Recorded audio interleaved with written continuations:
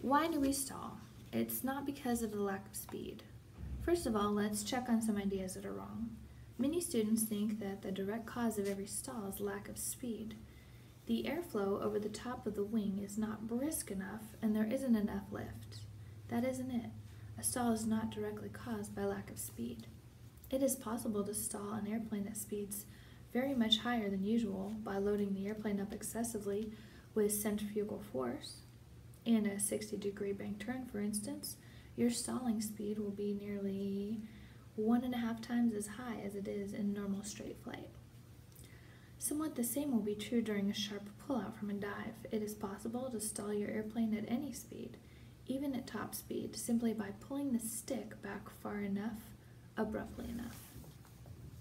Again, it is quite possible for a wing to develop lift when at very slow speed, way below the usual stalling speed. For example, imagine that you're taxiing a light plane at 20 miles an hour. Say you're taxiing it with the tail just slightly off the ground. At this condition, its wings will develop considerable lift. It won't be quite enough to sustain the whole weight of the airplane, and hence you won't leave the ground, but it will be enough to take most of the weight off the wheels, and if you are taxiing on sand or mud, that will be quite noticeable and helpful. In short, lack of speed is not the direct cause of a stall. Plenty of speed is not necessarily a protection from the stall. It's not because the nose is too high. Some students think that an airplane stalls because the nose is too high. This is true too after a fashion. The question is, what constitutes too high? Under some conditions, an airplane can point straight up into the sky and yet not stall. For example, when it has been pulled up into a loop. Under other conditions, an airplane can stall with its nose well below the horizon. For example, during a steep turn with power off. Whether or not the nose is too high depends on the amount of power the airplane has and on the type of maneuvering you do with it. In short, it depends on so many factors that it becomes meaningless to say that an airplane stalls because its nose is too high. Or, the air can't take the curve. The direct and immediate cause of any stall is always only one thing: excessive angle of attack. Excessive meaning for most wings greater than 18 degrees. Whenever a wing meets the air at a proper moderate angle of attack, it will act as a downward deflector of air, will wash the air down, and hence will experience an upward lift. That was weird. The lift may not be enough to maintain the airplane in flight, but the wings will not be stalled. But whenever a wing meets the air at too large an angle of attack and tries to wash it down too sharply, the air fails to take the downward curve. The airflow over the top of the wing burbles and breaks away from the guidance of the wing's curved top surface. The wing is then no longer an efficient downward deflector of air.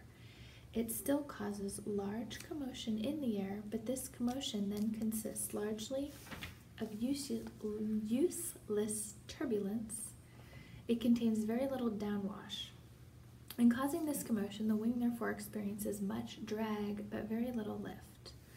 That's what a stall is, the failure of the air to take the downward curve, and that's how a stall is caused. The excessive demands made on the air by a wing which meets it at too large an angle of attack. True, lack of speed is indeed the most frequent reason why a pilot forces his wings to excessive angle of attack and thus stalls his airplane, but it is not the only cause. The wing can be brought to excessive angle of attack quite independently of speed, as will be explained later in this book, and control that determines angle of attack is the elevator. Thus, simply by pulling the stick back far enough, the pilot can stall his airplane at any speed. The classic example of this is the snap roll.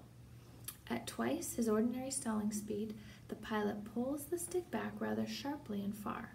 This causes the airplane to rear up while at the same time continuing, because of its inertia, in more or less the original line of motion. Thus the wing meets the air at an excessively large angle of attack and then stall, even though the speed is high. This kind of stall is sometimes called a snap stall and can occur regardless of speed. Whenever the stick is brought back too abruptly and too far, in order to exceed a snap roll, the pilot then kicks rudder, thus converting the stall into a spin. The snap roll is nothing but a horizontal power spin. This is described here not in order to explain the snap roll, much less give a recipe of how to do one. On the contrary, the snap roll is used here to explain how an airplane stalls. The important thing to realize clearly is that the stall is the direct and invariable result of trying to fly the airplane at too large an angle of attack. Now that this is clearly understood, we can go back to our flight experiment. The last phase of it, when the pilot is trying to maintain altitude at about 800 RPM and stalls in the attempt. This experiment shows why it is that every airplane has a certain speed below which it simply cannot be flown. When a pilot stalls an airplane in straight flight by trying to fly too slowly, here's what happens. As he flies more slowly, he might increase his angle of attack in order to maintain enough lift to keep the ship in air. He does this by holding the stick further back. The slower his flight, the larger the angle he needs. The larger the angle of attack he needs.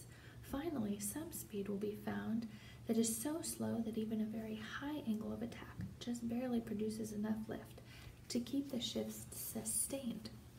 Then suppose the pilot slows the ship up still a little more. In this attempt to keep the ship flying, he then increases his angle of attack still a little more, and he thereby exceeds the critical angle beyond which his wing cannot work and the wing stalls.